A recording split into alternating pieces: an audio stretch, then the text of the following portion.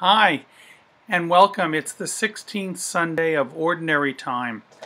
This past week here at the Church of the Nativity, we had a very sad experience. One of the priests that lived in the rectory here, Father Ron Stanley, passed away. He succumbed to his fight of leukemia that he has been battling for the last year. Father Ron Stanley was the campus minister at Dominican College, and so he just lived here, but he lived here for almost 10 years and got to know a lot of the parishioners from daily mass that he would say on occasion, and just running into people in the rectory.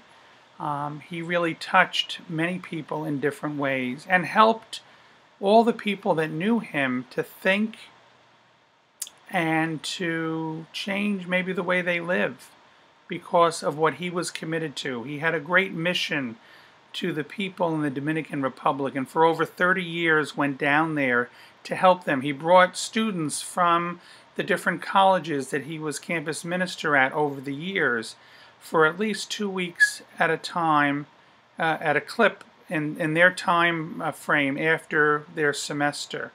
And they would help the people there. They built a school recently.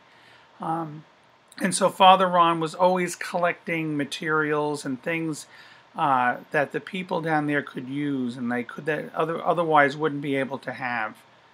And so we want to just pay tribute to him this week. I have put something in my column in the bulletin that you can also see on the website about him. But I think it coincides with what this scripture is about, because the scripture helps us to really ask that question: what are the things in our lives that make us change our thinking? And even more importantly, how does the scripture help change our living? Well, I'm always amazed that whenever I read a piece of scripture, no matter how many times, that sometimes new ideas come into my head. But the most significant times are when I actually not only change the way I think, but change what I do. And so that's what I think the scriptures offer us this week. It offers us the opportunity to say, what is it that Jesus is teaching me? In this particular scripture, you see that Jesus is trying to get away with his disciples, to get them to rest and relax, sort of what like vacation is all about.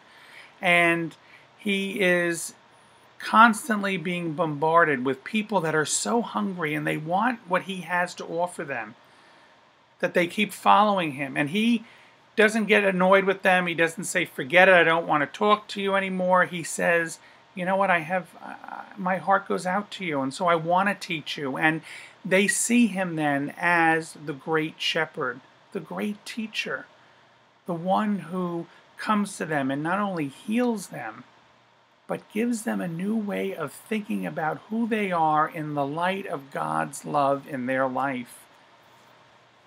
Isn't that what we're all on journey for? Isn't that what hopefully vacation can do for us, to restore us, to help us maybe even reconnect with our God in a different way, so that as we start this new year in September, for most of us, especially with children, we're off and running and it becomes almost chaotic at times.